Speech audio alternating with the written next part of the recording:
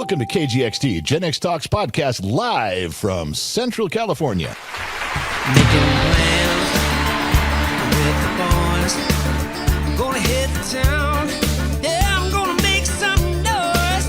I'll push past the pain. All right, it looks like it's going here. Let me double check everything. The podcast lights are going up Hello, and down. everyone. I'm back. Look who's here. The Streamlabs one. Let's make sure Streamlabs is working because I can't see that it is. Hang on. Let's see. Oh, yeah. Look at that. Streamlabs side to side, pod track up and down. The podcast can start now because I'm here.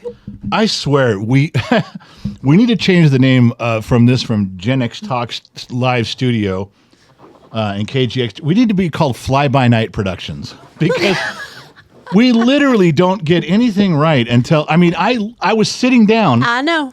Trying to scramble just to, I slept in today. I must have been tired.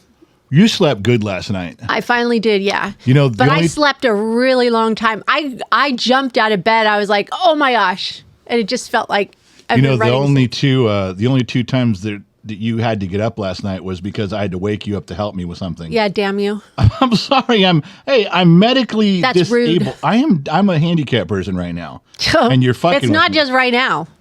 It's your whole goddamn life. That is not true. I'm not handicapped in every area of life. God. All right, can we just start this podcast? I got things to do today. What's that? I got things to do today. You know, yeah, with how good you look, that's really funny. It's like, I'm going to ask you when the podcast is over. Ladies and gentlemen, hold on. Let me start the podcast. Welcome to the Gen X Talks podcast, broadcasting from the KGXT studios, 200 feet below occupied California, live on KGXTradio.com. Yes, I updated the Are We Going Live website. Yes, we're live. And Yes, I'm here. yeah, she's back. Boy, that sounds like the Dream Team. Yes, we're here. The Dream Team is here. I used to love that song. Oh, yes, they're here. The Dream. You know that Haywood Nelson met them? They were on an episode of, what was the show he was on? What's Happening? I don't even know what story I don't he's remember. on. And Yeah, Haywood, you know that show. that show. Whatever. Haywood met them. There's all these pictures. There's all this stuff from that. The and Dream Team is in the house. Yeah, Yes. and I asked him, We're here. I go, what was it like meeting? He goes, I don't remember meeting them. I go, what do you mean? He goes, I don't remember. I go, there's pictures. He goes, probably we did. Yes, we're here. The Dream Team is here. Oh, yes. What was their names? We're Snake here. Puppy and Rudy Party. I don't remember. Rudy I just Party remember and that Snake song. Puppy. Yeah. All right. So Sorry. what's funny is that you're all dolled up right now. You look great. You look absolutely wonderful. Sorry. That was the Is it yuck water? Yeah, Holy see? mackerel. Look at your face. See what yuck water does? I told you. Woo. That is gross. I was really salty. It probably all sat at the bottom. Oh, I'm so sorry. Sorry, people. That really hit me right there. Ladies and gentlemen, if you're watching the video version of this, rewind that. That's the face she makes when things go in her mouth that she Excuse doesn't me? like. That she doesn't like. I've seen it. I've seen it happen. All right. You know what? That's rude. All right. So you switch cameras. We switched that stuff there. I just got to bring up my notes. Are you going to start it again? No. I'm just going to blend them together. So this is actually part two. They won't even notice. It'll be seamless when I get done editing. They won't even know, except for the part where I'm telling on myself right now. They won't know. It'll be like they'll just be. So only the people that are listening. Oh will yeah, know. the live people know what's going on, but everybody else when they're listening to it, they're gonna be like, "What? Here's part two. You had to start it over. We couldn't tell." No, that's the miracle of editing. All right, doom doom doom doom doom. Just pull up here. Pull up my notes. So yes, I'm back. So you went to Nebraska. Yep, right smack dab in the middle of the United States. So without being disparaging on the... And went into Ohio or Iowa for a minute and then back. You did? I didn't know Yeah, you did Lincoln, that. Nebraska is like right there on the edge. So when you get on the highway, you kind of drift into Iowa and back in. And so, Huh. yeah, I was hovering between the two. I did not know that. Well, welcome So- to my world. So how was Nebraska? It was so much fun And you went there because... because we have a new grandbaby. Well, you're old and have grandchildren. I am young. I'm too young to have grandchildren. But I'll play along. You had grandbabies. Go ahead. Wow. And he's absolutely perfect. He really is. He's absolutely perfect. Babies are... I don't connect with babies. I'm not... They don't connect with you either, so the feeling's mutual. No, but what's funny is his days and nights are all mixed up. Yeah. So he wants to sleep all day and party all night. No, it's because he's stupid, too. It just shows he's not So, even on schedule. When I got there, our daughter and son-in-law looked like crap, man. They looked like it was 2 weeks. Yeah, it was roughly 2 weeks of this, and they didn't look good at all. So Sunday, he was born he'd been around the planet 2 weeks before you got there. right.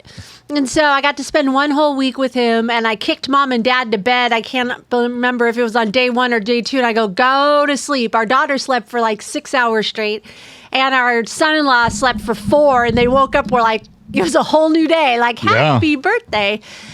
So we were trying to shift him, his schedule a little bit, and we went out and did a few things. We went to the zoo there, and we went to the pumpkin patch, and so we kept him up. Like, it wasn't any, like, sound sleep going on. So, Right. yeah, he's really cute. He's a big boy. He's very healthy, so. Then I got to spend time with our 6-year-old granddaughter, Yeah. Miss Bossy. Little Miss Bossy. How was she? She was good, except she's got a little attitude at 6, you know. She's she's going to give our daughter fits when she's a teenager. Oh, I can't wait. Little payback. She's doing it now. I mean, she's got a little mouth on her sometimes, and I'm like, he's trying to be like, don't you talk to your mom like that? But I'm like, well, Not your job. no, it's not my job. Your so. job is to be nice, bake cookies, give candy, make sure you purchase loud toys, and then leave. That's your job now as Grammy. We did have a shopping day, her and I. So we had a really good time, and she got some For clothes. her birthday and stuff. For her birthday, since we didn't send her anything, her birthday was the middle of September. So you got to do a little Grammy as a birthday day. Yes, and so we did that, and then we went out to dinner. All of us went out to dinner that night. So Yeah, I know all the places you went when you got there. I know all that because my credit card dings on my phone. Ding, ice cream. Ding, clothes at some store. Ding, dinner. Ding, ice cream. ATM. Yeah, great. I know what's going on because it hits my phone. I knew where you were because it told me the place where you were. I wasn't hiding it. No, you weren't. There was no hiding. You were anything. bold. We had a great time. It was really nice though too because I had a little taste of fall and a little taste of like the end of summer. It was a little mix of. So just to catch everyone up who doesn't know, this is our daughter, and she married a Camp Pendleton Marine, and he was stationed in Camp Pendleton for years. He has to do 3 years as a recruiter. If he's going to be lifetime in the Marine Corps, part of it is if you're going to be a lifer, you have to do 3 years. I think is it just a recruiter, or there was another like camp counselor? It was a drill instructor, a recruiter, or he deploys. You had to do something. Now he's been on deployment He's three been times. 2 or 3 times. Yeah. He's been on He didn't deployment want to three go times. again. Okay, so you had to make the choice. He chose recruiter. He regrets it now. He doesn't like it. But here's the part that I don't like. Now, this guy, this Marine guy, is so much like me that we think so much alike about all these things. He's a great guy. I love this guy. He's my son-in-law. Can I interpret something? I learned so much about him on this trip, and I bonded with our son-in-law too this last week. It was great. 'Cause We found a lot of mutual ground. He's pretty quiet, so it's kind of tough to get He's to an know. introvert. That's the other thing that's hard about this recruiting thing because he's an introvert. Anyways, we bonded really great. Got to know that we like some of the same things, so we got along. I think our daughter got a little jealous because I was talking more to Michael, and we were kind of ganging up on her, kind of getting sarcastic. Right. And he was telling on his wife, like, "Hey, did she do this at home while she was growing up?" Right, yeah. Or do you know what your daughter does now? He does that to me sometimes, and so he'll tell me that. Yeah, that's what was happening, and she was not liking it. The part that I don't always agree with every decision that these kids make. Obviously, no one agrees with my decisions. Right. But one thing that kind of made me scratch my head was the way they went about purchasing the house they live in. It was, yeah. I don't want to say this is a true story, ladies and gentlemen. I submit this to you as evidence. You're the jury, and I will present this to you, the audience. He bought a house. He was living in Southern California, San Diego, Camp Pendleton, bought a house kind of sight unseen in Lincoln, Nebraska. Oh, no, the realtor's a really good guy. I trust him. The realtor, well, do you know the realtor? No, I found him online. But he seems really nice. Well, he's a realtor. Right. And he did one walkthrough of the house. Well, I was getting to that. Oh, okay. I'm building to that part of it. All right. Sorry. I didn't know we were building a story. Stay in your fucking lane. Hey. Not your department to tell stories. All right. Well, go ahead. So he finds a realtor online and says, I trust the guy. I go, well, but you shouldn't trust him because he's trying to sell the house. He gets commission.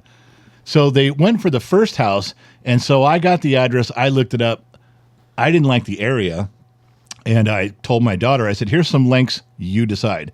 She pulled the plug on the first house. Yeah. She told her husband, fuck no, we're not doing this. He finds a second house. I look it up. All right, better area, not so bad. Older home, but that's okay. And he flies out and does one walkthrough before he signs the papers. I mean, 20 minutes. How much can you really learn about a house on just one? And my daughter hadn't seen it at all. She might have said, no way do I want to live here. Yeah, I don't know. She had no choice but to say, yes, I love it the day she gets there because she hadn't seen it. Now, you were there. Uh-huh. The house is older, but you said it's cute. It's a quaint house. You like it. Oh yeah, it's totally doable. It's very cute. It's different than California. Nebraska is very different. The houses are very different. I've never spent time in Nebraska. I've driven through Nebraska, Sure. so this was a good week of just seeing the Midwest. But I'm learning from talking to our daughter during your trip. I'd call her and say, how's mom doing? Is she, because I was checking in on your pain level too.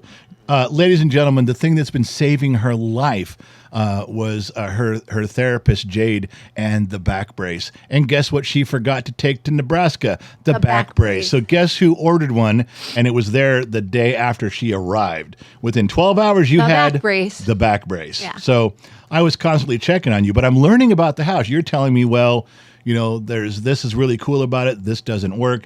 This is really great about it. This kind of bothers me. But you have to remember, they bought it as a fix. They knew they were buying a fixer-upper. Yeah. That was their go-to. They were going to buy, they were buying a fixer-upper so that in 3 years they could flip it. That is their goal. But then you told me the whole week you were there, she was bugging him every day to hang a towel rack. He wouldn't hang a towel rack. And just so you guys know, the military has gifted him paternal leave till after Christmas. So he's 90 home days. for 90 days. A lot can happen in 90 days.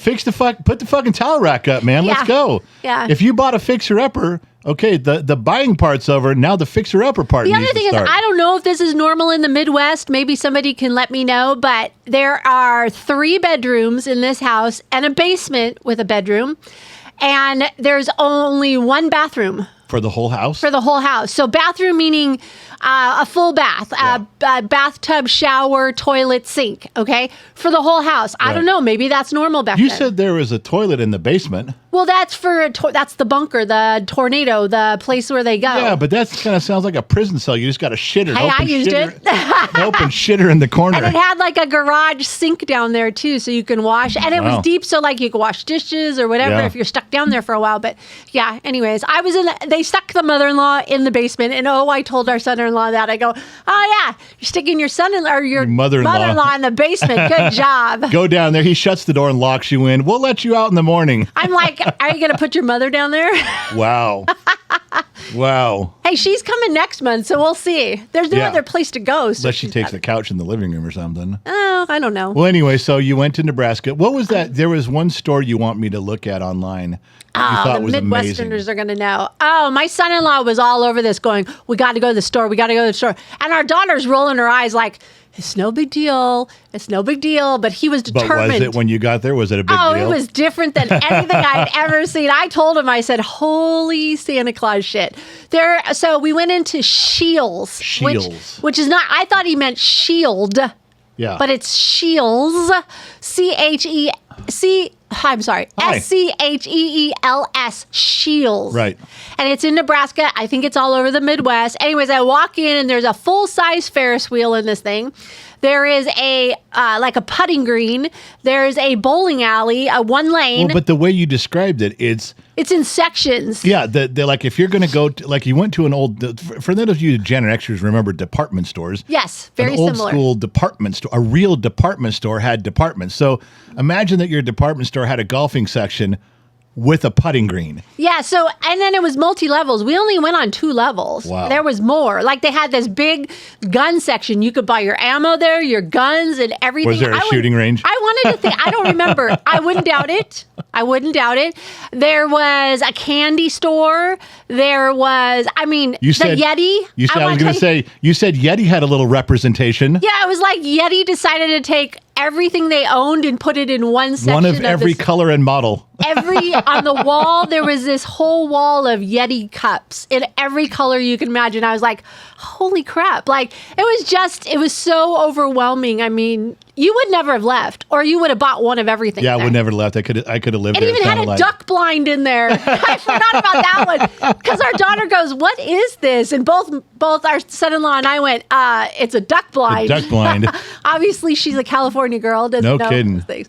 But it was fun, and we did a lot of that stuff. And he was so thrilled to have shown that to me. So Well, it was sounding like you had a good time. You did put in some hours though, because there was a lot of times I was trying to get a hold of you, and you text me like, I can't move right now. The baby fell asleep in my arms, and I'm not moving. Stuff like that. yeah, or where I was feeding. I did a lot of helping with that because our granddaughter went back to school, so they were shoveling back and forth to school for her and getting her work done, and then. So I was sending our daughter to sleep as much as possible. Well, it sounded like you had a good trip. It sounded was like you fun. got a lot of stuff accomplished for them. You probably could have stayed longer, but Oh, something yeah. happened while you were gone. My other baby had an accident. Whoa. I can't leave you alone for 5 minutes. Yeah, so for those of you that don't know, right after... I think it was a ploy for me to come home. Oh, sure. Like, I ended up in the ER with a physical problem. I damaged Oh, myself yeah. just for you. Okay, Drama King. So what am I going to just give myself a gunshot wound so you'll come home? Uh-huh. Okay. For those... I'm so If you frustrated. you know what? If it wasn't such a big idea, you could have told me when I got home. I didn't call you. Yes, you did. You texted me. Our daughter texted you. Nope, you did. You texted me. I hope it was a good text then. I hope I yelled at you and said, see what happens when you leave? You see? Pretty much. So what happened was... You notice I didn't come home early. No, you didn't care. You're like, so what? It reminds me of the time they called you and told you I was in jail, and you said, let him stay overnight. You didn't No, want to come bail get him out me. in the morning. Fine. Fine. What happened was I got to the top of the stairs. It was after the podcast that I recorded for you folks last week that I did by myself. And As you do. I got to the top of the stairs. I was going up, not down. And I don't know what happened. My knee just gave way. I already had a bad knee. You guys remember, been fighting that torn meniscus thing since we went to the Long Beach All-Star Bowl a week before, so 2 weeks before, whatever it was.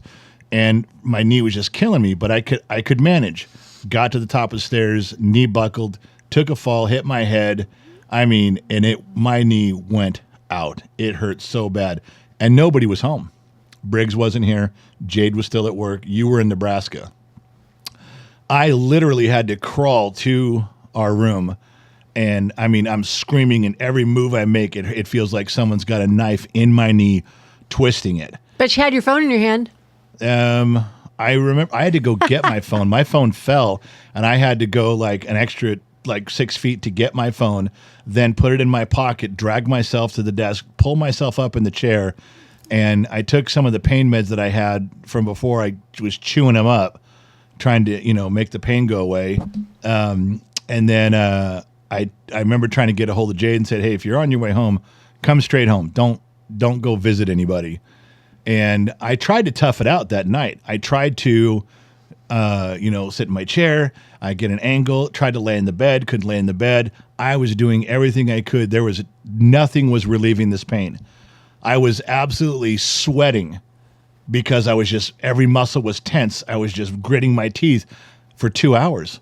Finally, Jade called Briggs and says, you need to come over here. We need to drive Dad to the hospital, and I can't drive Dad's truck, which she can't. She cannot drive. She's too little. She'd bump into things. Yeah. And she knows it too. So Briggs comes over, takes me in there, and we get to the ER, and I'm on hour 3 of this pain. I thought I broke my leg. I've broken a lot of bones in my body. This felt worse than any broken bone I'd ever had. So I was sure I broke it. Sitting in the waiting area in that long hallway at the emergency room, and I went to Mercy, where we always go, where we've taken the 8 kids. We get to be familiar with that. When you raise 8 kids, you're always in the emergency room with 8 kids. And so... Do they have CPS for adults? Because they might come after Yeah, me for spousal abuse. That's or right. something. What have you done to your husband? You've been in there for a couple times this month. Believe me, I blamed you too. I told him it course was you all did. your fault. I tripped him at the top of the stairs. Pushed me is more like it. Oh, yeah, that's it. And I was in there for another hour. Now I'm going on like hour 3 or 4 of this. I'm not kidding. I can't describe it enough to where I'm hunched over in my chair, kind of rocking back and forth, just absorbing the pain, trying to get through it. And then my chest pain started again. I was like, you got to be fucking kidding me.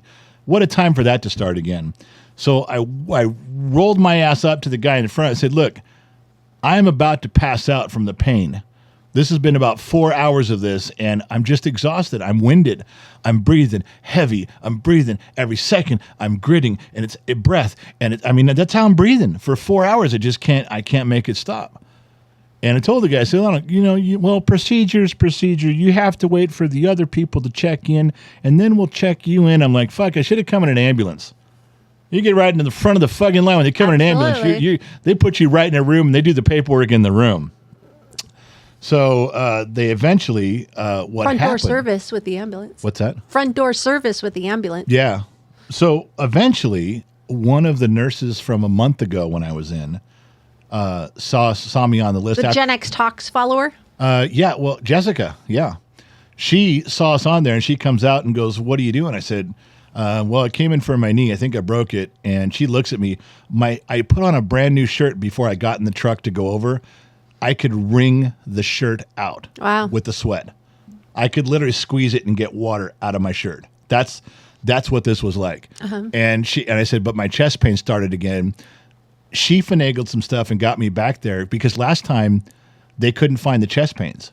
They hooked me up to the EKG machine and they found something this time. This time the EKG was different. She goes, okay, now I think we're onto something. So she got me back in. They put me in the trauma unit and the whole trauma team started in on me real quick. And this is what's really fucking stupid. So there's one, I don't think he was a nurse. He was wearing green. So is he an orderly?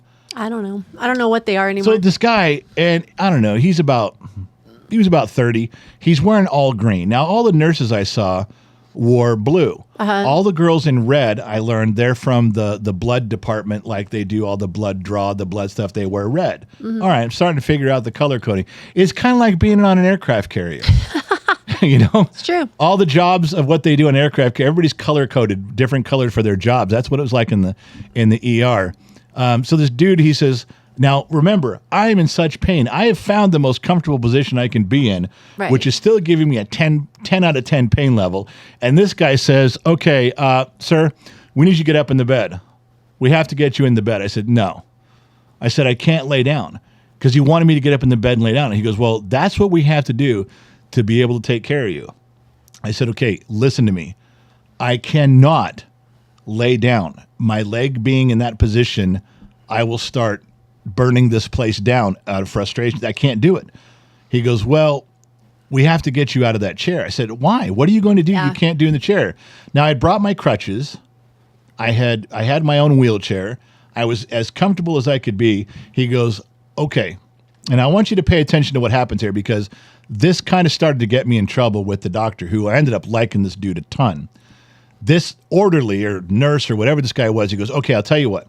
I just need you to sit like you're sitting, but sit on the edge of the bed. And I said, okay, now this ain't my first rodeo, dude. And I pulled him in real close. I said, listen to me.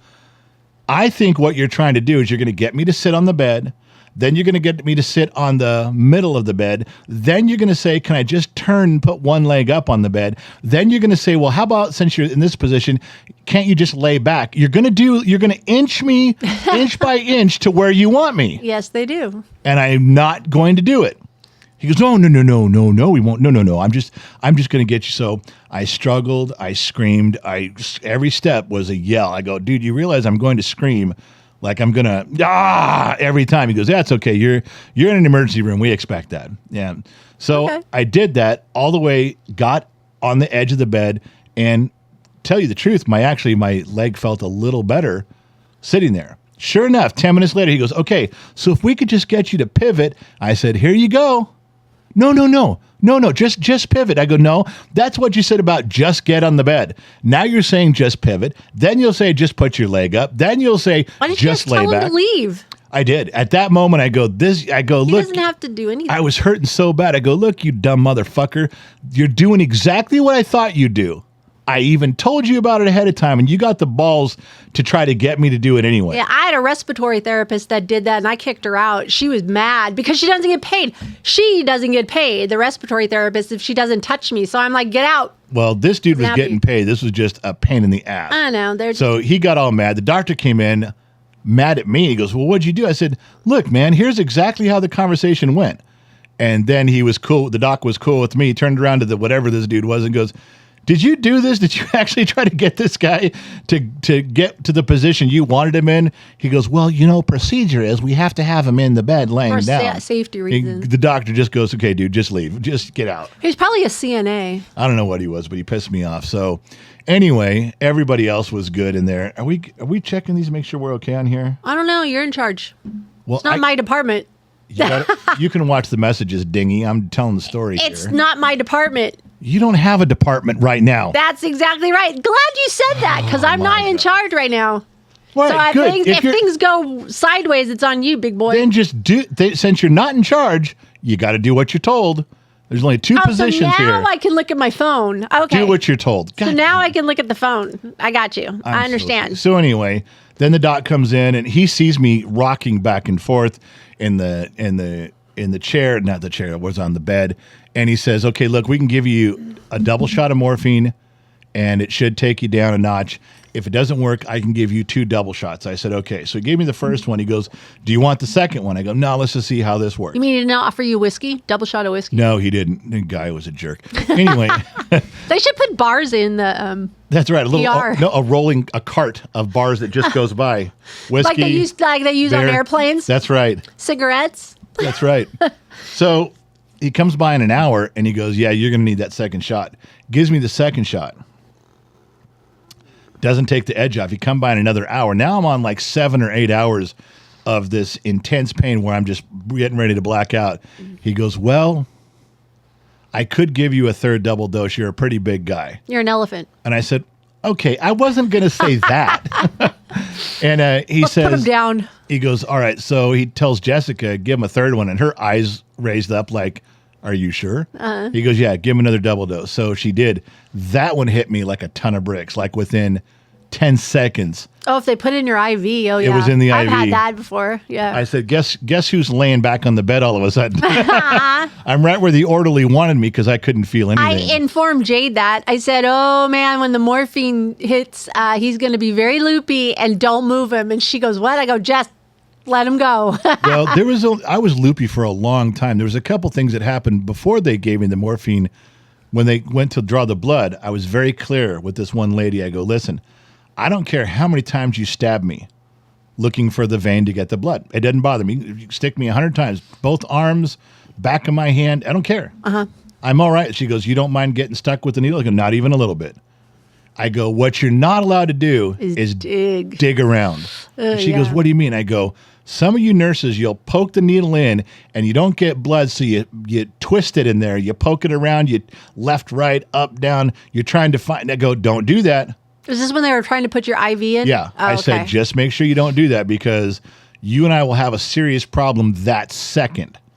Like I will grab your fingers and crush them if you do that. Don't do that. Just take it out and try again. She goes, okay, I understand.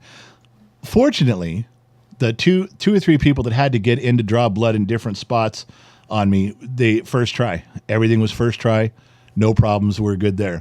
But going back to the morphine, so then they draw the blood, they do the thing, and they did the morphine, the third one when I got loopy. Apparently, you'll have to ask Jessica if you ever see her again. Apparently, I turned into low torque. What do you mean? I guess I started telling dad jokes to Lord. every woman that came by. I would stop and go, hey, hey, and then I'd tell another joke and another joke. And Jessica goes, the problem is I don't care if you're high on morphine. I don't care you're telling dad jokes. She goes, but they're not funny. I'm good. I wasn't even telling funny jokes, apparently. So that was a highlight. And then I would have said, can you have another dose of morphine to shut him up? One more to shut me up. So just a half. Jessica was there last time I was in. She was taking care of me this time. She's the one that took care of me over at Mercy, right? No. Jessica was the younger one with she was there. We figured it out. Oh, did you? Okay. Yeah, I guess you weren't paying attention. Yeah, she was a CNA over when I was in the hospital. Sorry, I was dying in the emergency room. Sorry, I wasn't paying attention to your conversation. Yeah, oh, well, you talked to everybody else around there.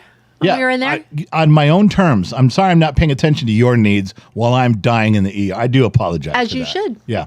So, Remember, me first. yeah, I know, Your Majesty, the Queen. It's all the world. You put revolves me up around on this pedestal. That's yeah. You know what? For guys out there, you got to who worship your wives and do everything for your wives. The one thing I've learned over the years is when you put your wife on a pedestal, you're not allowed to take her off. You can't just say, "Okay, I'm done with this." Only up from there, baby. Yeah. Only up from there. It's it's like, "Okay, I'm done now." No. You put me on this pedestal. Keep it coming. That's right. That's bullshit. So, I made the mistake when I was stoned out of my mind on morphine. I called Jessica Jennifer. Oh. And of course, she's a lot of fun. So in the middle of the emergency room, she plays it up and she yells where everyone can hear. Uh-huh. She goes, "You're not even calling me the right name.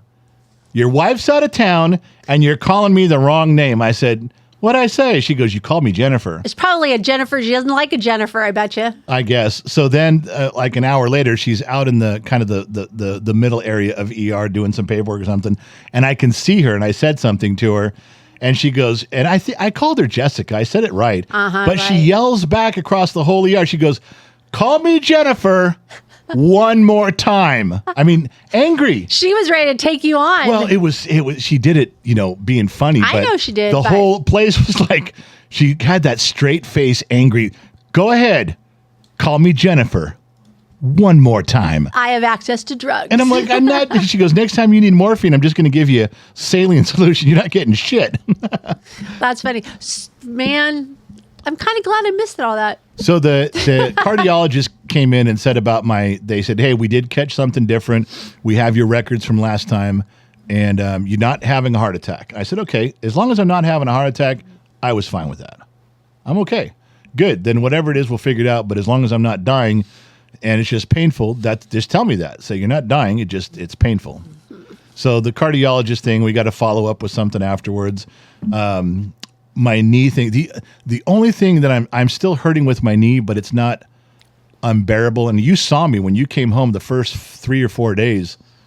It was unbearable to walk. I mean, I could see, and I'm being serious now, I could see the pain on your face as you're following me around trying to help me walk and sit and put on my boots. And I mean, I couldn't take a step without just wanting to scream without gritting my teeth. And it's a little bit better right now. Fortunately, everybody in the Gen X Talks world, our extras and Bottom of the Glass Nation people, I've missed a couple shows because I can't do it. Sometimes I couldn't even sit. It hurts so bad. Now I'm to a point where if I can take a couple meds and sit and get my knee in a good spot, I'm okay. It's getting better. But good. I have seen you at your worst. When you had cancer, when you were screaming 24 hours a day and you were hurting, you couldn't dress yourself, you couldn't do anything. And I never thought a thing about it. Like, I just knew I was there to take care of you. I didn't care. I honestly didn't care if I had to wipe your ass and shower you. I didn't care. I was there to make sure you were okay. It didn't matter what had to happen. I just never thought you'd have to do it with me. And when you're dressing me and you're trying to feed me and you're watching me scream when I'm hurting and stuff, and I hated that you had to do these things for me. I didn't mind doing them for you. Never gave it a second thought. I just knew that I loved you, and I never occurred to me that this is how it goes. Same as for me. It's in sickness and in health. That's what we're in here for. We have to do it. Well, it's one of those things. I know, but I hate that I'm on the other end of it. I know. I didn't mind doing it for you. Wouldn't mind at all, other than I didn't like the position you were in. But yet I felt the same way you were feeling. I didn't want to be like that. Like, that was not me. So it's feelings mutual. We got it. I know. I remember one time when you were in bed and you were just miserable with the pain, and you had your what was that bag called on your side? Oh, ileostomy bag. Ileostomy bag, and you were just losing your mental mind over this whole thing and I remember running my fingers through your hair and sitting on the side of the bed going, "I got this. You're going to be okay. And I don't care if I have to do this for the next 20 years. I will do it." I remember giving you a reprieve going, "You're going to be fine. Even if this is it, we're going to get through it and I'm going to be here." But man, I can't stand being on the other end of that. It really mentally was starting to get to me. Yep, it does. Yeah. It absolutely does. So you going to tell people about your little panic attack yesterday about the podcast? Come on. Okay. Come on. I woke up and it was 9:40 or 9:30 and I'm like, oh my, because I couldn't sleep that night. I was up 5 hours hurting and I finally fell asleep like at 5:30 in the morning. And so I woke up at 9:30. Oh. There's your, I saw you swallow a yawn earlier. So that's really 2. You think you got away with it, but you didn't. So the over-under's 4 on yawns, and you're already on 2. I woke up and I thought, oh my fucking Christ. I got 30 minutes to get dressed, get down the stairs. It takes me forever just to get down the stairs. You know what I saw? So I panicked. I got to my desk. I sat down with my phone and I made a little GIF image. Yes. And I posted everywhere. I said, hey, we're going to be running late. We're going to start at 10:30, not 10. I'm sorry, I'm behind. I posted on both Facebook. I posted it on YouTube. I posted on Instagram. I even went to 2 places on our Discord server, let everybody know on Discord, hey, I'm running late, doing my thing. And as I'm doing this, my phone beeps in our staff thread. We have a staff thread on Telegram. And Trippy or somebody was saying something like, whoa, the podcast, what? And you wrote back, okay, he's a fucking idiot. He's out of his goddamn mind. He probably took too many drugs. Yeah, too many drugs last night. He's got the wrong day. I go, today's Wednesday. Today's Wednesday. It's not Thursday. So I click on that and I went, what? Looked at my phone. Sure enough, it was Wednesday. Back through all the platforms I go. I'm racing through there trying to... I like casually walk upstairs as I'm watching him panic and go, yeah, okay. I'm deleting everything as fast as I can and going, shit. It was pretty funny. It was I should have funny. let you just continue going. On Discord, somebody wrote, after I deleted it, someone wrote, did anybody else get a notification about there's no podcast? What's going on? And so I deflected that one. Yeah. Yeah, he's a dumbass. It's okay. Ignore that. Yeah, I fucked that up. Too many things going on. Anyway, so yes, I have to get an ortho MRI. They couldn't do an MRI in my knee. They know I tore something again. I already had a torn meniscus. They were sure. They said you either tore a tendon or because I can, well, maybe not a tendon because now I'm walking on it with crutches and I don't think I could. Maybe you just pulled it. I don't think I could walk on it. If it was a torn tendon, I don't think you can put your foot on the ground. I don't think you can even touch the ground with your foot. If it's torn, I think it's in such pain you have to lift it. I've never torn completely my Achilles tendon. Yeah. Not completely through, but I did tear it, tore it, or whatever you want to call it. And I couldn't even put my toes on the floor. That's what I'm thinking. So I don't think I tore a tendon, but the doc says, look, your x-rays look good and we can't give you an MRI. You don't fit in the machine. He goes, you need an open source machine. There's only one in town. You're going to have to get a referral and go there. And that's it. And I said, okay. He goes, I did notice you have a ton of arthritis in your right knee. He goes, that's going to make everything that you do with that knee hurt more. He goes, it's one of the more severe cases of arthritis I've ever seen. I said, okay, well, whatever. I get arthritis, it's painful, but I feel like I could push through that. I just couldn't. I can't push through whatever I did to twist or break this. So you have to also tell them we're doing ice and heat at the end of the day. Yeah, well, Dr. McDreamy texted me like it was, I don't know. I want to say it was 1 a.m. when he was in Vegas one day. Maybe it wasn't that late. And he goes, look, dude, go back old school. Bad knee 101. Ice. That's all he told me. He's like, quit talking here, man. Just get. And what did your wife tell you? I had none of that information. What'd your wife tell you? I don't know. What'd you say? Ice and heat. Let's do it. So we've been doing that. We've been alternating ice and heat, ice and heat. I will tell you the ice, I don't know if it's helping or not. It probably is, and I just don't know, reducing swelling, but the heat sure feels good. Man, for about 40 minutes, putting that heating pad on there and turning it up to like 150 degrees, that thing feels really good. Like I'm so dumb, I think I can get up and walk. Oh, great. I do. Let's not don't. try that. No, I don't. But I feel like okay, sitting there, I was like, hey, this is starting to feel pretty good. Okay. So anyway. So you had the wonderful week of being with our daughter, Jade. Yeah, she. How'd that go? At least she had somebody home. She took off work. And she said... prior to that, she was home with you when I left because of our days off. Yeah, she was fine. She just, she does... she's about 50% of what you are when things are just normal. She'll come out and check on me in the studio. Dad, do you need anything? Dad, text me if you want something. And I'll tell her to say, hey, because I can't walk. Even before that got hurt, I said, can you do the dishes for Mom? Can you just, dump the bathroom trash? Just gave her little stuff to do. She was okay, but she's about 50% as attentive as you are. It's enough to get by. It's like minimum wage. You can't live on it, but you can get by. When I got hurt, she was very attentive. She called in. She goes, I'm not coming in till my mom gets home. My dad can't walk, and I'm not leaving him home alone again. So she called in for those 2 days. She goes, you don't like it, fire me. And, they were very understanding. They said, yeah, take your time.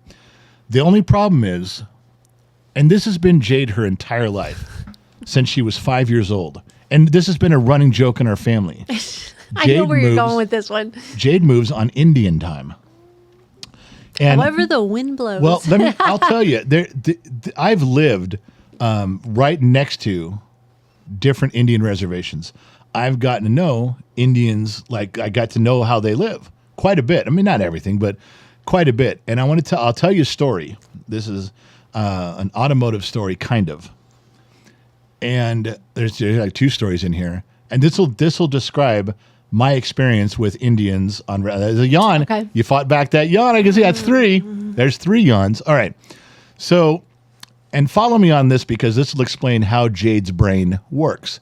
She's on Indian time. So this guy comes in and let's say an Indian comes to you and says, I need $500. Can I borrow $500? And you tell Indian Joe or whatever his name is, yeah, you can borrow $500. And a month goes by and you go find Joe and say, hey, I'd like my $500 back. You said, come see you in a month. It's been a month. Where's my $500? And Joe will hand you $100 and say, I loaned $400 to Bob. Go get your money from Bob. And you would say, well, I don't care what you did with it. You owe me the $400 more. There's 4 yawns. I'm Look at that. tired. There's 4. And He wears me out, people. You say, I don't understand, why I loaned you the money, Joe. You got to give me the money. And Joe says, no, I loaned it to Bob. Are you not listening? Bob now has your money, and he will not talk to you anymore. You're done. Go get it from Bob. And if Bob loaned it to someone, you got to go talk to that person. And Indians would look at you and go, why don't you understand what I'm telling you? Why don't you get what I'm saying here? Just go get the money from Bob. And they look at you like you're stupid, and they tell you, don't come talk to me again. That's just one of the aspects on how these guys thought. It was just a thought process. And once you learn how they thought about things, you could participate correctly, but it was different than the way I thought about things. Here's another one. Guy goes in and buys a brand new Cadillac. And it was like a $40,000 Cadillac. He puts a down payment of like $15,000 on it, never makes one payment. Lives on the reservation, so you can't go repo cars on the reservation. Oh. Repo men had a very hard time getting on the reservation to repo stuff. Not allowed to. So this repo guy was a friend of mine because I had a shop. This was when we were in Oregon. And he goes, I'm going to tell you the story. He goes, remember the guy who came into the Cadillac dealer a few months back? And I said, yeah. He goes, they gave me that one to go find. He goes, I'm not even going to go look for it. This Cadillac, this blue Cadillac. He goes, I know it's on the reservation. I'm not even going to go try.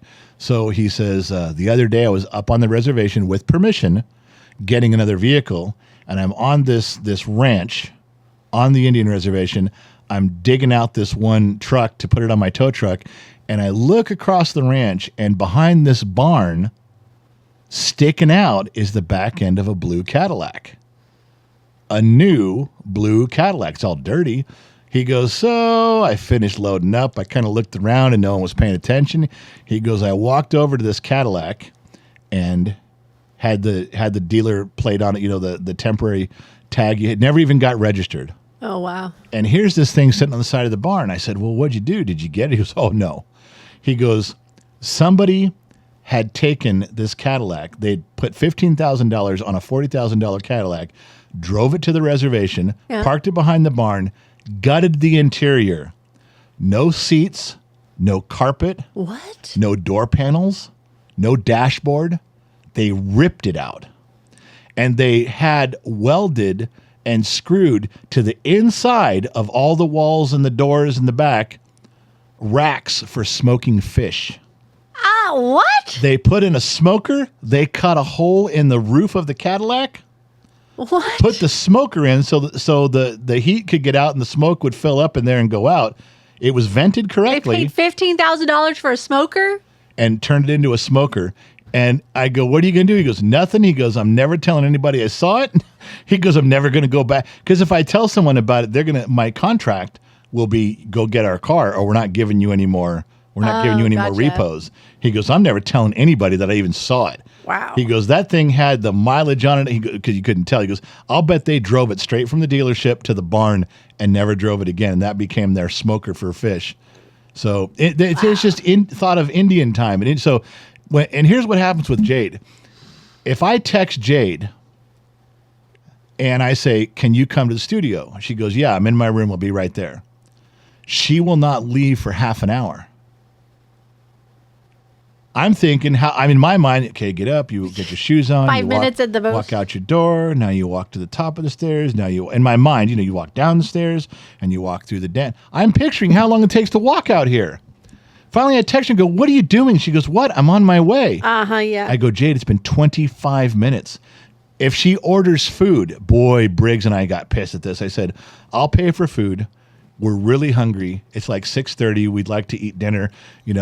Order something. She goes, okay, I'll take care of it. Here's what I want. Here's what Briggs wants. 45 minutes goes by, and I say, is the food almost here? She goes, no, I'm ordering it right now. And you know how long it's going to take for Uber or DoorDash? I go, what the fuck is wrong with you? Why do you? And she does it all the time. She doesn't even begin moving. If you said, I need you for something, and let's say I'm looking at the security cameras because I got security cameras downstairs pointing at doors and windows so I can see. If I can see her sitting on the couch, this is what I do now. I go, hey, I need you out here. Can you come out here and help me? Yeah, I'll be right there.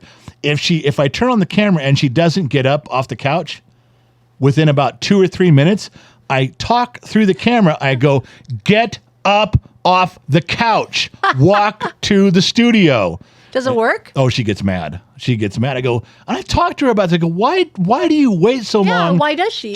That's just Jade. She works on Indian time. But she's on her phone all the time, right? On all the time. She has no concept of getting up and doing anything. Your request is like getting placed on a conveyor belt. And when the time that your request winds its way through the factory and presents itself on the conveyor belt in front of her, then she'll pick up your request and do something with it. But it's absolutely 100% on her time. And it doesn't matter what you're asking her to do. She will do it as she sees fit. Oh, I know. And it is the most, She's done that since she was little. Homework, going to school. Remember how hard it was to get her out the door in the morning to go to school? It's time. Kids are running out the store for the school bus, running out the front door for the school bus. Or my car. And she's getting dressed. They're yes. Like, you've been up for 2 hours. What are you doing? On several occasions, I have driven home, said, forget it, we're out. Why do the other kids have to be late? Right. So I have driven out of the driveway with the kids, dropped them all off at school, come back. Yeah. Because Jade was the one that was going to be late, and she still wasn't ready. Yes. It's Jade. Crazy. She works on Indian time. She literally, and if you ask her to fix you something here. Oh. It's the same thing. She doesn't get started fixing things, and then she stands and stares at the pantry for 25 minutes. I mean, I get frustrated. That's why her one chore being here, living with us, is to do the dishes. Yeah. To do the dishes in the sink, and it doesn't. My concept of time is get it done. Like when the sink is full of dishes, it's time to do it. Oh no, that could sit for a day or two with Jade. I just can't. I got to do it. I just go, you know what? It's faster if I just do it. I know that's not teaching her a lesson. Right. But at this point in time, I can't. You don't care. You just want the house clean. I can't do it So anymore. she comes home. Do you remember when she said she was going to a planned proposal? She goes, so-and-so's going to propose to someone. And we're all going. There's like 30 of us. We're all going to show up. She showed me the video, Boy, you just jumped the gun on that one, too. So she comes home to me, and she starts telling me about this. And she knows I don't want to hear an hour story. Never with you. No, I'm like, I'm trying to be interested, but you want to go talk to Mom. Go bore her. She loves these details. And she goes, Dad, I just want to tell you one part of it. I said, okay, you can pick one picture, show me the one picture, tell me the story, and I will listen to that. She picks the video. She shows me a 40-minute video that she pauses during the video to tell me all the side stories, and I was losing my fucking mind. You don't even know these people. I don't even care. I don't even care. I'm like, I got about, I don't know, we got 20 minutes into the video. We're 40 minutes into her story, and I said, okay, I'm done. She goes, but I haven't finished. I said, yep. I said, you bamboozled me. I said, you could show me one thing. You chose to show me a video, and you keep pausing it. I go, Jade, I'm glad you had a really good time. I'm happy that it was an enjoyable experience. Other than that, I don't give a shit about these people. You got to just stop. And so she huffed and stomped out of the room. But she doesn't mind being Johnny on the spot with her stories and stuff. But she runs on Jade time for everything else. But that's. Can I ask you a political question? Yes. It's kind of been on my mind. Yeah. I want your opinion about something. All right. How do you feel about Trump going on Joe Rogan? I think it's great.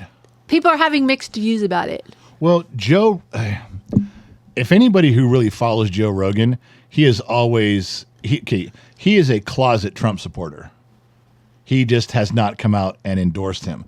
But he says his policies were great for America. You can't argue that. He has flat out said, I will never have him on my show because it will help him. And I'm not trying to help Trump. I'm not trying to help Harris. So no. But in the last 10 months, Rogan has he's biting his tongue with how much he wants to say about Trump and how proud of him he is. Like, he got shot, he got upset, fight. He goes back on the campaign trail. He gets back out there. He's working at McDonald's. He's going to barbershops. He's doing everything he can to win for the people. He's showing it that he's trying. Yeah. And Joe Rogan is just, in my opinion, he would love nothing better than to just come out and go, I'm 100% behind Trump. Because he's already with Elon. He loves Elon Musk. He supports Robert Kennedy. Everybody he's around. But why isn't he, if he's for Elon Musk and Robert Kennedy, why is he not? He's just trying to stay neutral? He's trying to not, he doesn't want to get canceled. I don't think you really think he'll be canceled? No. I don't. I think he's concerned about it. I think the rest of the world would tell him, Joe, you can handle anything anybody can throw at you. You're the fucking man. You have all the right friends and all the right places. Dana White's in there too. They're best friends. Are like really good friends. Dana White and Trump are best friends. Dana White and Joe get along perfectly. I think Joe is, in my opinion, Joe's just been holding back, saying, hey, I'm not that guy. I'm not that guy. I'm not that guy. Because he would lose a certain audience when he finally says, I'm a Trump guy. When he finally puts on the MAGA hat, there's a certain part of his audience that's going to go, okay, we thought that was what you were about. We're leaving. I don't think it matters, but I think to Joe it does. How do you think tomorrow's going to go? I mean, like, seriously, what's your it's just your opinion. I think Joe's going to hit him hard, really hard, because I think once Joe takes him on, a lot of the audiences a small portion of the audience will be ready to leave. Because he's doing this. But if Joe can hit him hard and go, hey, don't leave me. I hit him hard. I pinned him down. I did my job. I think he can keep the people if he handles the interview strong. Okay. So I think that's what he's going to do. And I think Trump's ready for it. And I think it's going to be a great interview. I think it's going to put him over the edge. I also agree with this because Joe Rogan came out, I think it was today or last night, his team offered it to Kamala too. He didn't just do it to Trump, which I thought was fair. Yes. All of them have been doing it. It's like she can't come back and say, well, I never got asked. Right. But they're not putting her on that. There's no way. There's no way because if Joe hit her hard and fair, she'd crumble. There's no way. Not being mean. Joe would not be mean. Joe would be respectful to Kamala. But he would put her feet to the fire. And if he did that, look at the interview that on CNN, Anderson Cooper I know. just had her on. And he didn't let up. He goes, "You're still not answering my question." And did you see she's laughing at herself? Yep. The audience didn't laugh. Nope. And then she looked back at Anderson Cooper and he's like, what the fuck are you doing? Yeah, what the fuck are you laughing? Like, what is wrong with If you? she sat down with, now remember, Joe's interviews go 3 hours. I know. That's what I'm saying. This is going to be a long one. Possible way Kamala could do that interview with Joe. And I'm not saying Joe would be unfair. He would be perfectly straight, perfectly kind. I love Joe Rogan. I've watched a lot of his stuff, and the dude is square. And she would not be able to hold up. There's not one person on her team that said, "Yeah, this is a great idea, great publicity." It would be the best publicity ever. She could win the election if she could perform perfectly on a Joe Rogan interview. She could win the election with just that if she could answer questions truthfully, honestly, directly, and get to the next question. You know what I think could win for Kamala? If she would lower herself to the people. If you notice, everything that she's doing is with people, donors, people that have a lot of money. She's pulling in movie stars. Well, and she's rounding herself, and we can't even comprehend what it's like to be like that. And she's just running the normal gravy train of 60 Minutes, NBC, CNN, ABC. But I'm talking here, Trump has money that we'll never see. He has FU money, right? Right. But he has, I don't want to say lowered, but he's come down to our level, middle class level. Right. And he was there at one time. His and he parents does. were. He did that. Yeah, he bends the knee. And I mean, and that's what Kamala when you should have do. $6 billion or whatever he's got, you are lowering yourself to work at McDonald's because you don't have to. You are trying to connect. You are earnestly going, "I want to try to be here." Exactly. She will never do that. And that's why she's not connecting with the people. Right. And she's just sticking with the high profile ABC interview, NBC interview, CNN, the tried and true things that politicians do. It's very hard to reach common people when you're doing those. I get it. And you are going to represent the common people when you're the president. Right. So how are you going to know what people are complaining about if you don't go? Who cares what the movie stars think? Who cares? No. It's what the people are suffering, what they're feeling when everyday things of going to the grocery store. I mean, and he's talking to these people and we've only got a few days left. We'll see if she does anything. I just wanted to hear about Joe Rogan. I bet you Joe's nervous. Not at all. You don't think he's nervous? No way. I think he's pumped up. I think he's excited.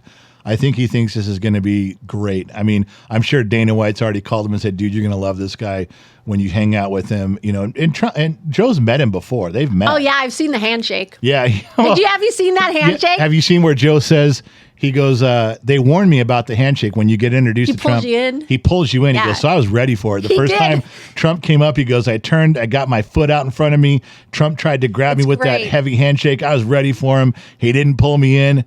He goes, it was great. No, and they stood there shaking for like the longest time and they're talking. Yeah. It's like, who's going to break first? Yeah. And Joe's like, I'm not. But then Joe said the next time he met me, he came by where I was doing a thing at UFC and he was over my shoulder and I stood up real quick and I couldn't get in position. And sure enough, he shook my hand, he pulled me in and I fell over like, God damn it, you know? So it's a power move. It is, but completely a power move. It's fun and it's man code and it's just in jest. So he's met him before. You know, this won't be, I think this is going to be a thrilling event. Other thing that's funny about Trump is he's kind of funny. I mean, when he turns it on, he can be really quite funny. So he comes across as just a normal human being, you know? Yeah. Kamala laughs at everything she says. I don't know how many people laugh at themselves all the time, but after a while he goes, yeah, you're not that funny. You know that Kamala laughs to buy time? Yeah, like a hyena. Yeah, she laughs and she cackles and you can tell she's trying to think of an answer. Mm-hmm. It's either, what are you going to do? Go, well, I was, while you're thinking of an answer, she's better at that because she just laughs until she comes up with what direction, gives her brain 3 seconds to think, okay, which direction to go. What PowerPoint am I supposed to be on? That's right. Somebody whisper something in my ear real quick. Yeah. I just wanted to ask you. I thought I'm really interested in tomorrow's thing. I want to hear how that goes. Oh, I love Joe Rogan. I do hope he goes at him. I hope Joe Rogan goes at him. He is. He's going to hit him with some hard stuff. He's going to make it fair. He's going to hit him. And I love Joe Rogan. I think he's going to do a great job. And I think that's going to really put Trump over the top. And, you know, Trump would really have to step on his dick to fuck things up. I don't think he has to do much more at this moment. No, just keep on keeping on. That's all he's got to do, in my opinion. So, He's like a robot, man.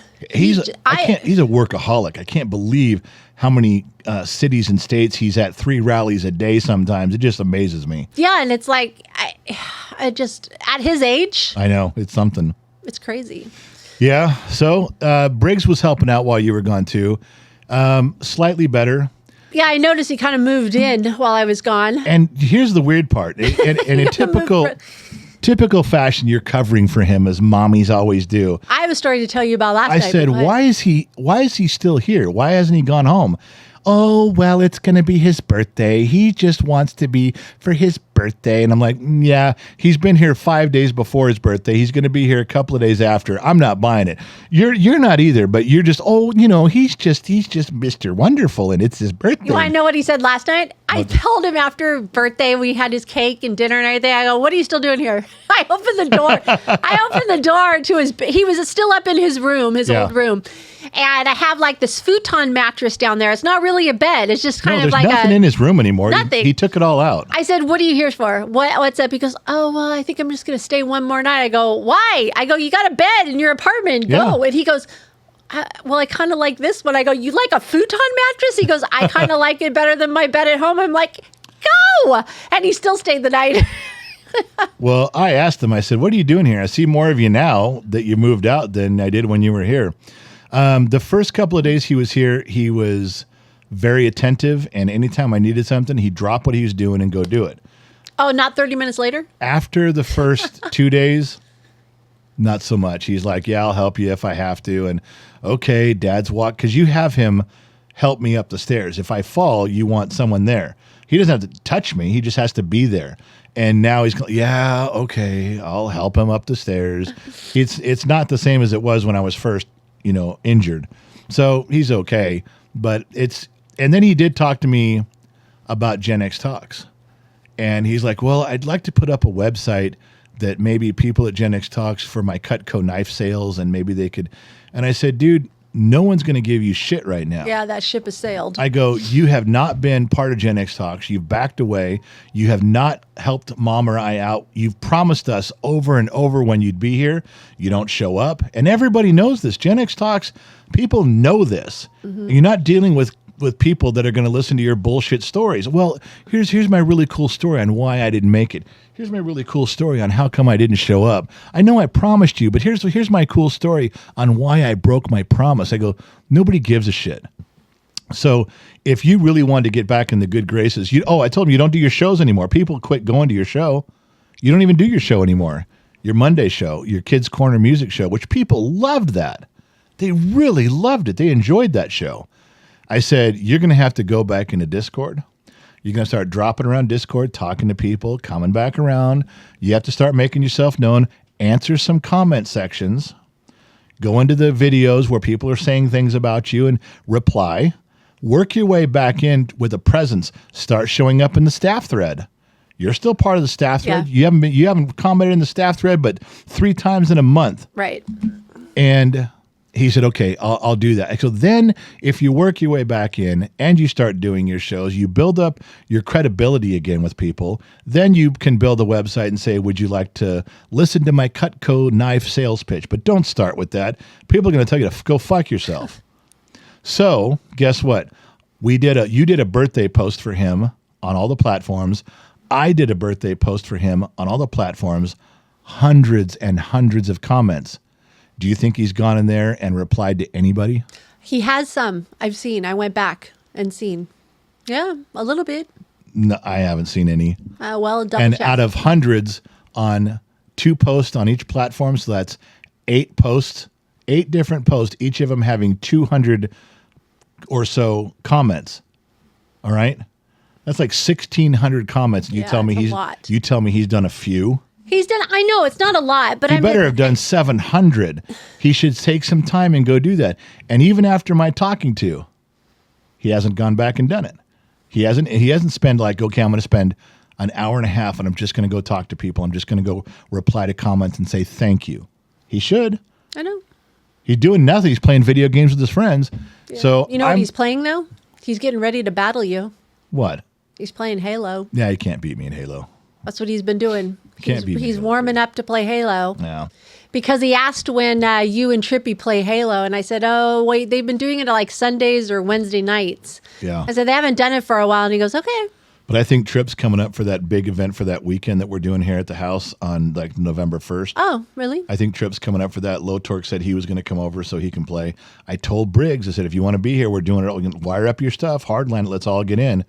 Well, if he shows up, I don't know, but he might. Well, whatever. So he was a little better right in the beginning when I needed him. It's kind of waned off a little bit. His birthday was very lackluster. That's what he wanted. No what he told me. decorations, no nothing. I know all kids say they don't want anything, but they really do. He got the same treatment as all the other kids. Here's your card. Here's $100 bill. And same thing we do with all of the adult I kids. made him what he wanted for dinner. You did, and his dessert. Hey, how'd you think of that dinner? I didn't like it at all. It tasted like the tacos. The taco shells were, first of all, they were soft, which I don't like. And secondly, they tasted like cinnamon. They tasted like they had cinnamon, sugary, sweet in it. And I was like, ugh. So I scraped it all out of the tacos, and I just had, the interior was great. The meat and stuff you did inside See, we was said delicious. the meat didn't have any flavor.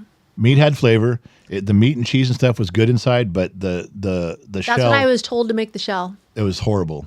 Well, I'm sorry. And your Made it- dessert was the best one you've ever made. Whatever that was, what is it? Mountain Dew cake. Mountain Dew cake. Yeah, it was just totally bad for you, but you know. It was delicious. It was That's absolutely what the he best one. requested. The best one you've ever made. It is very, very yummy. His birthday was sort of lackluster. He did, and I tried to tell him. I said, "Well, you've carved out this part of your life." I said, "You've been promising and letting Mom and I down for about 6 months. You don't do things completely correctly. You do things half-ass. You haven't been part of Gen X Talks. You've ditched the Gen X Talks community. Why would anybody go out of their way for it? They'll say happy birthday. They might send you a card. A couple of his diehard friends in Gen X Talks are going to probably send him a gift because they're honorable people. But I go, you've carved out this relationship. People aren't just going to you can't treat people bad and have them just keep treating you good. Yeah. And I think he got it. But I'll tell you one. Here's a quick story, something about him. The security cameras around the house are vital for me, especially when I can't walk. I need to be able to check the cameras. I check them all night long, make sure that if there's anybody messing with anything, I'm there. But I got to have the cameras. We had 18 cameras on the property at one time. We were down to 3. And I sat with him and I said, listen, this is for the family. This is our safety and security. I can't go around and reach these cameras to reset them because you have to scan the barcode on the back of each camera and reset it. I said, I really need you to now he's smarter than me with these cameras. He's way smarter. 3 different times over the past 3 months, I said, please get these running. You know what he told me? He goes, the cameras are old. They're junk. I've tried everything. I've done everything. I can't get them to work. You just need new cameras, Dad. I'm sorry. There's nothing I can do. The other day, I had you and Jade climbing on ladders, getting me cameras, bringing them to me. I was resetting them myself, and you guys were putting them back where they go. I got 12 of them working. And I showed it to him. I go, this is just me because I really wanted this to happen, and I kept trying things until I figured it out. You could have done this. And even when I tell you, I really need your help so your mother doesn't have to get on a ladder, I told you this is for the safety and security of our family. You still just said, Dad, there's nothing we can do. Sorry, you're out of luck, Dad. Sorry. And I go, that's not true. You're lazy. And you didn't even care how important it was to me. That was one example where if you want something done right, you got to do it yourself. Because he will not put forth the effort. He'll just give you a story on how come he can't do it. And he's totally smart. He's smart enough to do these more than I am. If he really wanted to do it, he could have got it done faster. It took me a long time to figure this out because I'm slow and dumb. But when I tell him that, I go, this type of effort that you're putting forward, keeping your mother off of a ladder and keeping the security of your family intact, that should have been a driving force where you didn't quit until you got it done for us. This attitude you have of giving us less than 50% effort. This is the attitude that everyone sees at Gen X Talks. We see it at home. Your brothers and sisters see it. Your friends see it. Your girlfriend definitely sees it because she's been complaining. You can't keep doing this to everybody. At some point, you have to step up. And until you do, your life is going to be pretty empty because you're pushing everybody away. Now, he has had a couple of breakdowns, like crying breakdowns, and I just listen.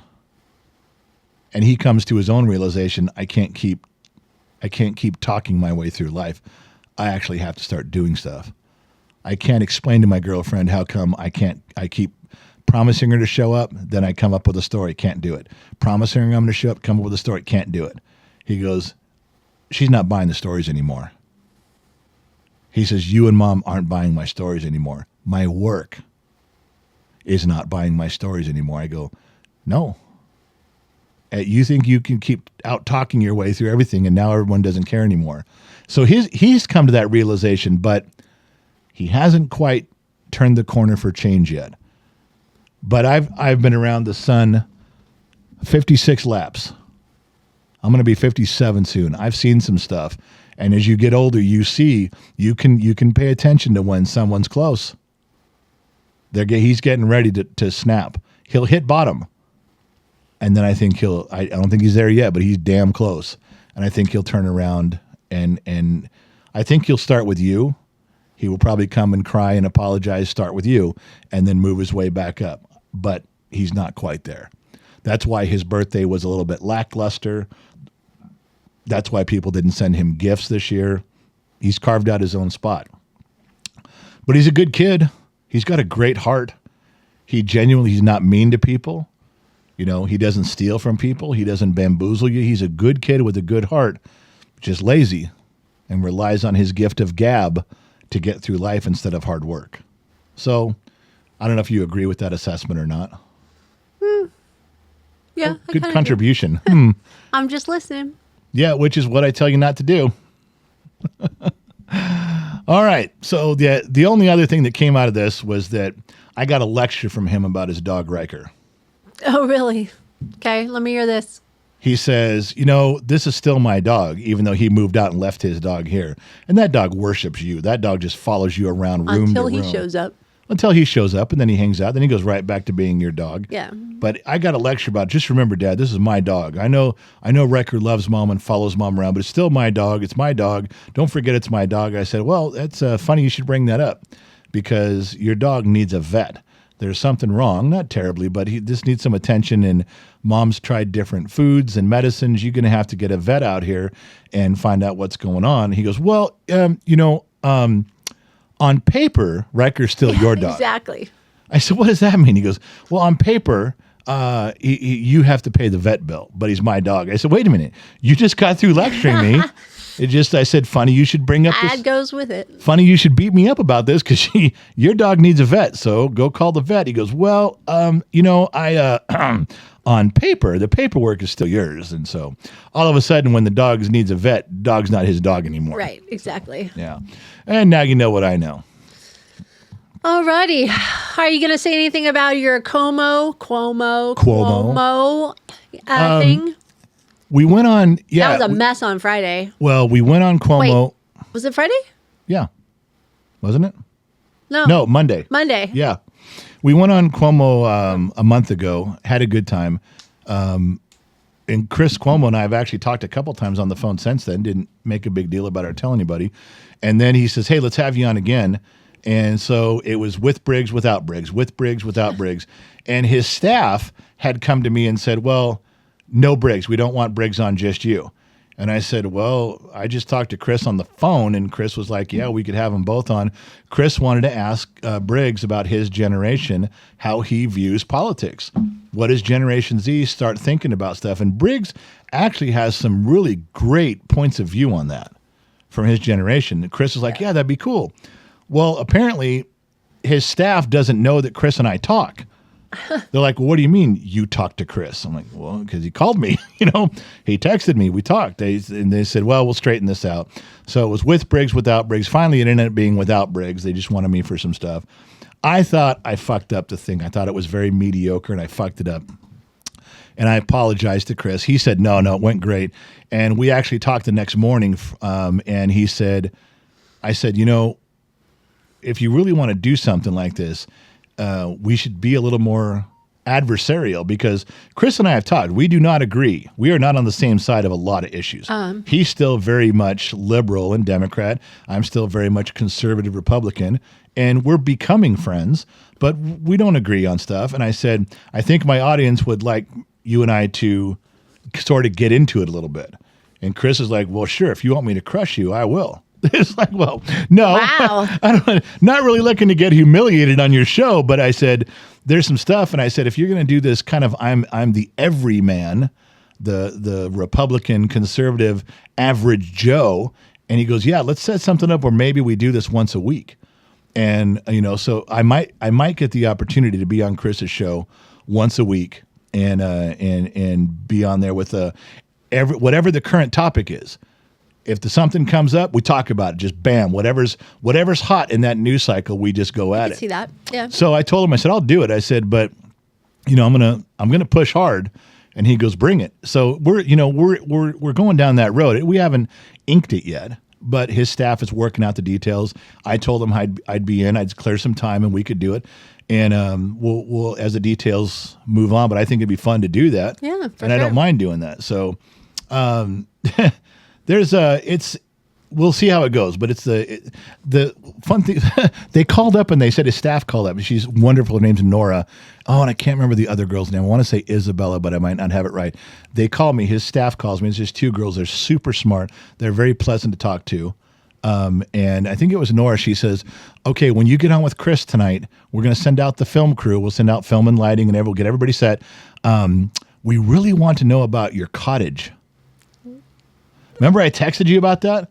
Yeah, even the cameraman showed up and goes, I'm supposed to look for a cottage? And I was like, what are you talking about? And I said, okay. She goes, well, we want to know all about how you and your wife run your cottage. And I said, well, me too. She goes, what do you mean? I said, well, if you tell me I own a cottage, I'm in. I said, what are you talking about? She goes, you guys don't own a cottage? No. You don't run a cottage like an Airbnb? I go, no. She goes, well, we looked through your stuff and you guys talk about your cottage a lot. And I said, I got to be honest with you. I don't think I've used the word cottage in 30 years. I don't think I've actually said the word. Maybe I've said cottage cheese. I might have said the word cottage cheese sometime in the last 30 years. I said, other than that, I have not even used the word cottage, let alone do I own one. I want a cottage. I know. Apparently we have one. Is that like a she shed? I'm just asking because it sounded kind of nice. So after we got past that, she's like, well, then what are you guys going to talk about? I'm like, so the whole thing we were going to go on was based on some cottage that we don't have? The thing that caught me off guard, and of course. What was it? Well, did you ever ask when? She had no explanation for what she was talking about because I think Chris's staff is pretty big, and I think one of the underlings looked up cottage and some was talking about somebody else, passed that information along to Nora with my name on it because I don't think she had the firsthand information. I think she was reading summaries and said, okay, I'll get back to you on that. It really wasn't her. I think somebody else passed that along to her. It's what it sounded like, but that could be. But what was funny was that, Chris doesn't really tell me what we're talking about. So I kind of have to be prepared for anything. And as the show starts, I can't see Chris. I'm looking at a camera. I can only just hear what's going on. So after the commercial break comes on and I'm looking, all of a sudden I hear my voice. I'm talking. And I'm like, what the hell is that? It was last week's podcast. The one I did without you, where I was talking about Brett Baer and Kamala Harris and what I would do. I said, Kamala Harris is on my show and she doesn't answer my question. I'm going to say, yo, bitch, thanks for not answering the question. What the fuck, man? Thanks for your 6-minute answer, but you didn't even come close. I'd ask her the question again. Cool story, bro. Yeah, but you didn't answer my goddamn question. Let's just start again. Now, why he chose to play that part? Because he played the video version. Yeah, I know. On his show, I'm like, okay, where are we going? When I saw the segment finally, I did the same thing. Like, what's going on? Well, and I'm listening to it. I got the show in my ear. I'm staring at all the lights in the camera. I got the microphone on, and all I can think is, where is he going with this? Like, why is he playing this? And there's 5 yawns. So anybody who bet the money on over 4 yawns, we're at 5, you win. So we did I'm starting to get cold. Well, you can turn off the air. I'm fine. Oh, well, thanks. Yeah, you're welcome. Continue your story. So I didn't know where he was going with that, but it bled into it. And I only thought of a couple changes I would have made. I wish I would have made when we're talking to him. But he wants me to light it up. He wants me to be funny. He wants me to say things like I'm really feeling it. So instead of saying, well, the term limits, if you're in Congress for more than 25 years, you're part of the problem. You need to be out of Congress. What I wanted to say, and what Chris wants me to say next time, I wanted to say, look, Mitch McConnell, Nancy Pelosi, Schumer, you fuckers have been in office. Get the fuck. Yeah, you guys this is what I wanted to say. You guys have been in office for over 20 years. You're part of the problem. You're not part of the solution. Here's your hat. Here's your coat. There's the door. Get the fuck out. There's 6. There's 6 yawns. That's what I wanted to say. I want to tell them, hey, guys, here's your hat. Here's your coat. Get the fuck out. We're done with you. And I didn't say it that way. I said it nicely. But Chris is like, say it like you're thinking it, man. That's why you're on. Say it like we talk when you censored yourself. I did, and I shouldn't have. It would have been better had I just come clean. But so from now on, anytime I'm on with Chris, that's what I'm going to do. So yeah, it's good if it works out. I think I'll do the best I can to make it a good show. And now you know. All right. So who's that? Scam Likely. And why is my phone on? Yeah, real broadcast professional. Trained broadcast professional here. Yep. All right. So where are we at? I have no idea right now. Oh, you know what you don't know? You don't know the Dayton update. Oh, I don't. I'm totally out of the Dayton update. I don't even know what's going on. I don't even know if I'm going to have a house. I might not. I might not even have property right now. It might be sold for all I know. I sold it while you were in Nebraska. But I don't think you can do that without my signature. So I'm thinking, no. Yeah, we can. Because the property, the deed says your name or my name, not and. Damn. So I don't know. I don't even know if I'm moving to Dayton at this moment. Well, we have to do, they're up there. Christine has been... She's like Christine Matlock, married to Ben Matlock, who's never lost a case. Christine has been organizing this, and she got it to a point. It's like herding cats, trying to get all of us guys. Yeah, they're all men. Yeah. That's for sure. And trying to get us all in one spot at one time. Don't take offense, men, okay? You guys know it's true. Yeah, I'd have to agree with that. A little bit tough on see? us. So, they're doing a perk test, and she texted me last night. She goes, I got the geologist, I got Debbie on board, I got Duke on board, and I got Big JC, and they're all meeting out there in the morning to do the perk test. I'm like, yeah, that's not very much notice. She goes, hey, it's getting done. I was like, yes, ma'am. So I said, yes, ma'am. She's right. And I said, well, did you text the Sun Valley Fox and let him know? She goes, I informed him also, but communication with him isn't very... He's not eager to reply. Now, she doesn't know that he's 70 and doesn't check his phone, but, once a day. He could care less. He could care less. But I said, well, in this case, he didn't get enough notification to go. He went out there anyway. He called me this morning, as you know, and said, hey, got the notification. I guess I'll drive out there, kind of watch what's going on, take some pictures, ask some questions. But I think that in the future, if we can give him a little bit more notice, he wants to be part of everything, but when you text him at 8:00 at night, he's not getting that. Oh, no, that's his bedtime. Yeah, and he may not check his phone till noon the next day. So it's a little bit tough there, but I don't blame the Sun Valley Fox. I will tell you something I learned. So we're going forward. So it's moving forward. They're doing it as we're broadcasting right now. They're drilling and doing the perk test with the geologist and the survey unit, and Sun Valley Fox, your brother, is out there. All right, sounds expensive. Yeah, it's going to be. Okay. A couple bucks there. So great. I will tell you something I learned about Sun Valley Fox. What'd you learn about my brother? He does not answer his phone with great regularity, and when his wife was out of town for a week, he doesn't answer it at all. He doesn't. I mean. His kids would think he's dead. He's like he doesn't do it. He's a little bit like me. He goes into a different emotional state when she's not there. He's a little more grumpy, a little more. My brother could be a hermit. I was just going to use the word cave. He's a bit of hermit. He's a bit of a totally caver. Fine. He gets quiet. He gets withdrawn. He just everybody shut up until. I'm kind of leaning toward that. Until my wife gets home. Could be in the genes because I'm kind of like him. Well, when she's gone. He's more quiet, more withdrawn, more grumpy. He's like, nope.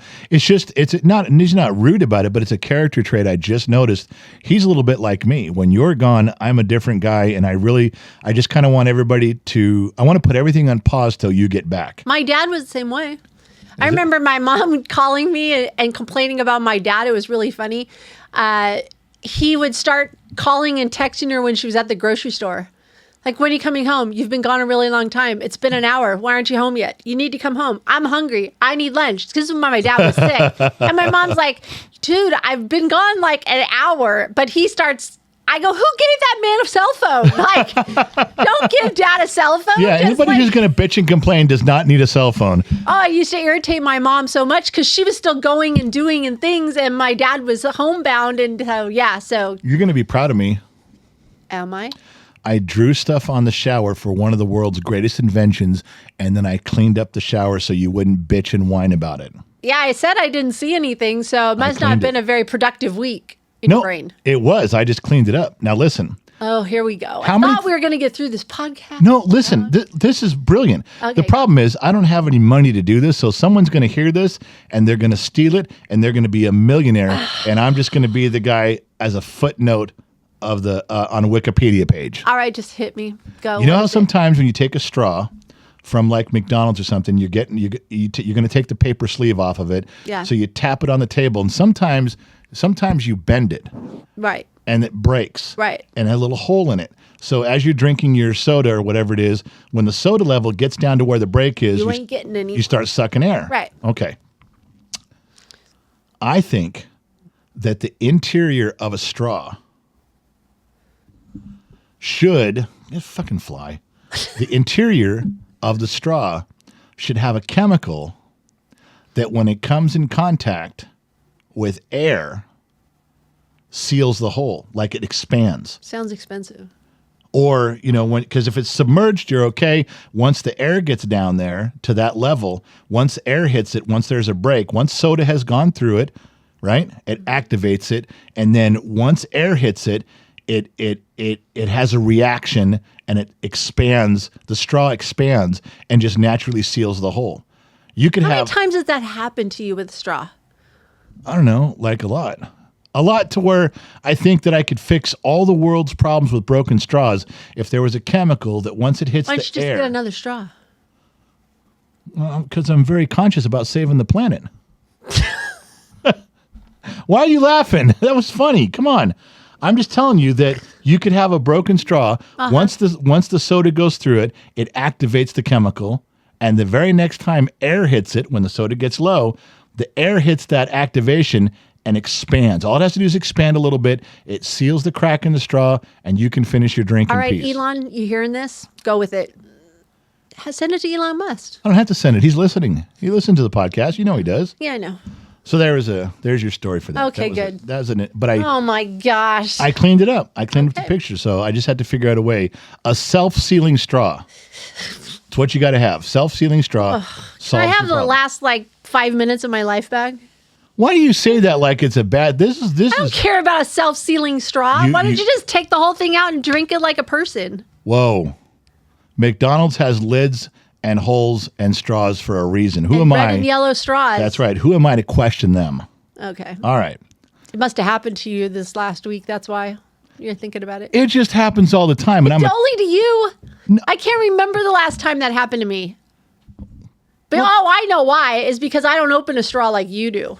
That's why. I pound it on the table. I don't. How do you open a straw? I just take the little sleeve and rip it. I don't think that's how you're supposed to do it. Is there a 101 of straw opening? Can you? Well, there's a way to open a straw and there's a way to open the straw cool. Just like a Zippo lighter. I can take a Zippo lighter and I can strike it on my pants. It opens the lid, strikes it, and the flame comes out with one shink and it's lit. That's hot. Okay. I can take a straw from McDonald's, boom, on the table. It's open. That's not hot. Come on. These are I don't care. There's moves and there's cool guy moves. I just gave you two of them. True story. Not even true. It's a story. Fucking fly. I'm going to invent. And you must stink because it's not on me. Flies also land on sugary things. I'm sweet. Thank you. I highly doubt that. All right. So the last one is, do you want a car story real quick? Make it quick. Oh, you don't want a car story? Yeah, I want a car story. I said just make it quick. First of all, Don't make it a dissertation. I'm not. Do I ever? All the time. So here's the gig. I haven't made sure this thing's recording in a long time. Oh, and it still is. Good. Ain't doing this again, big boy. Grace Community Church had 3,000 members a service back in the 80s. Way too many. 2 morning services, 3,000 different people. 1 night service, 3,000 different people. So 9,000 people a day. I don't even know how many people attended the church. Probably 20 or 30,000. Big church. John MacArthur's church.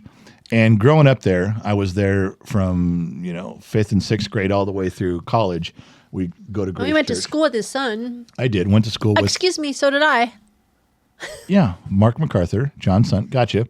Uh-huh. And I lived pretty close to the church. Yes, you did.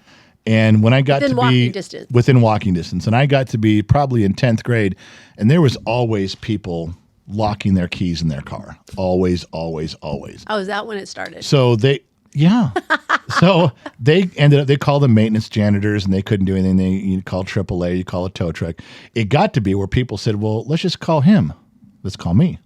So I used to start coming over. They'd call me and drive over and unlock cars. I didn't charge for it, but I did it so often. You can imagine with 20 or 30,000 people in this church, I was over there every day. Could you imagine like $20?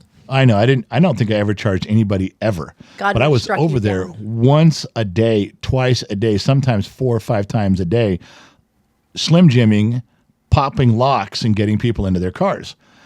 So much so that once I was dressed up nicely and walking around on a Sunday, people go, "Hey, you're the guy who breaks into the cars in the parking lot." And I'm like, well, no. That's let's rephrase that. It's not really how I want to be remembered. I also help out with Awana. I also work here as a custodian. I also go to church. Not just but that's people just started knowing me after a long time as you walk around like, oh, that's the guy who breaks into cars. Right. You need something, call him, break into your car for you. Lock your keys in your car. So that was a thing for a long time, being known as the person at your church that breaks into cars. Not the best title to have, but No, I did it's have. not. So the other day, we're out at the property in Dayton. Oh, my and I know where you're going with this one. St. Donna, Sun Valley Fox's wife, who has been nicknamed Dingy by the family way before me. Little bit silly, Dingy Donna. She's St. Donna to me. You guys labeled her incorrectly. I love Donna. Oh, And well, yeah, I suck up right now. well, she's listening. So I know she will be. Yeah. So she comes out, Sun Valley Fox out there with he brings his truck, his trailer, his lawnmower that says John Deere, and working out there all day. He goes to get back in his truck, and Donna had got into his truck to do something and locked it when she was done Yep.